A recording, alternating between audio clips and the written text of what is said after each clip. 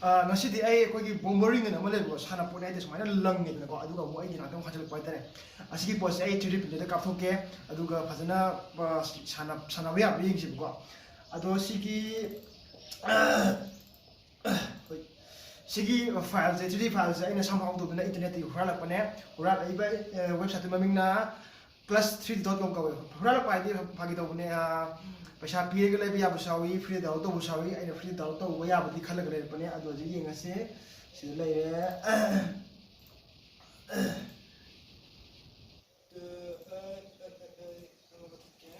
sumaina tu sigi posi chandre ba adi khurala ko faina ai sabna tapina si posi chandre dar kapda chandre badi yo wasi jo chandre badi mo sida chandre ba adu chandre means ai pin sida kapa ya badi manung da leitre ba aduna ai hajik hitang scan to ke scan down to ke down scan to ke sure di kapa ya ni adadi kapfoji fajana YouTube से फजना तौरमनेबा कईनो का अइना हाब YouTube हौबगा खरा सोइबु लेबा अइना monetise तबगा अइना आइगी account type से कहनी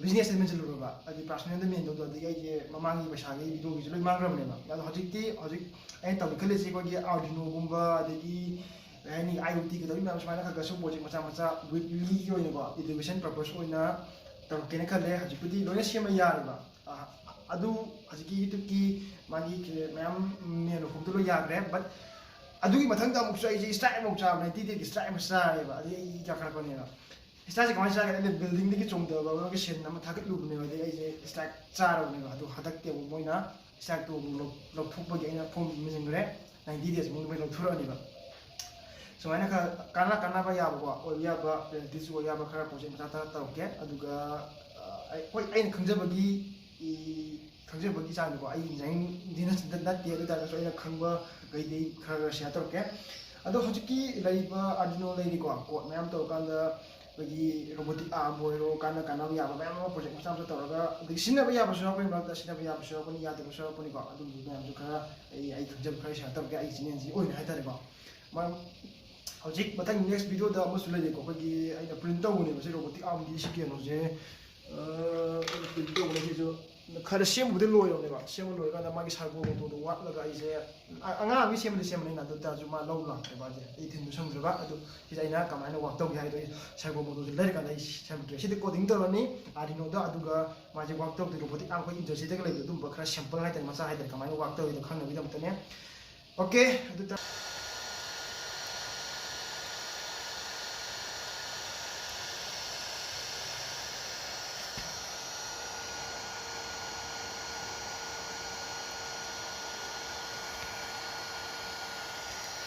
sida leire kapa budi ka tum yaay ngasi de dari filament leire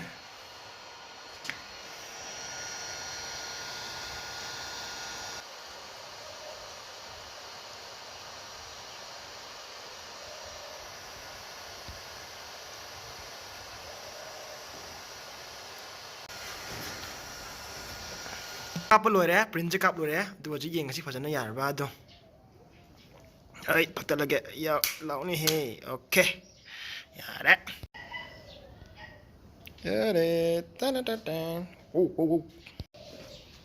print out lore asi fajana print out re adubu si kapiba filament na ABS plus ne adu basi fajana mana langkan dai nak hal tu ne bo adu halak pa ya bra adu namta thoga fajana ye ngasi okay let's try this 3D printed boring basi tester rosik fire pai dari ngasi ko fajana lak plak dari ngasi ko adu tadi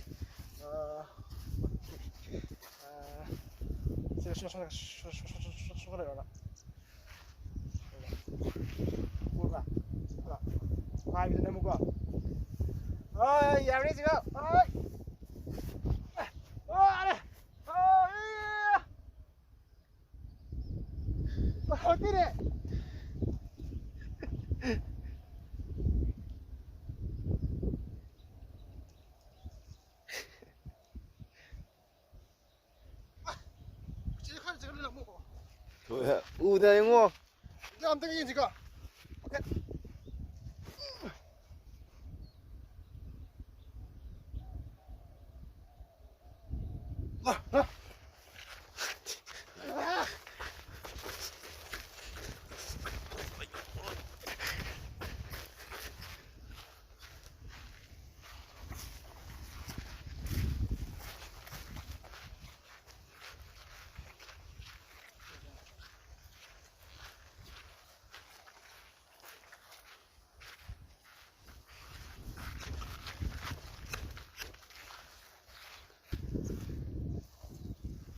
Sai ba ne ta ki ta.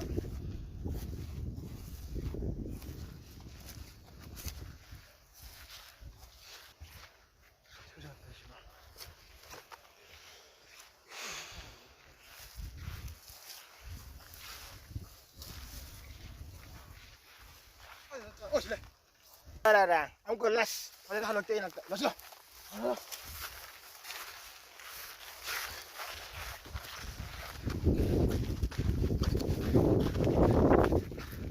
Mira, betul. 90 degree, 40 degree hai betul. Ada tengah uyang juga. Mira, orang uyang je. Ah! Yeah!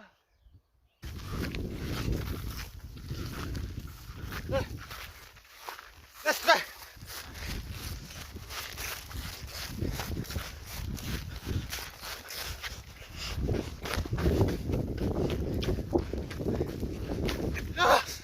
Okay. Last try. Kita ya, today kali masa ini. Oh shit.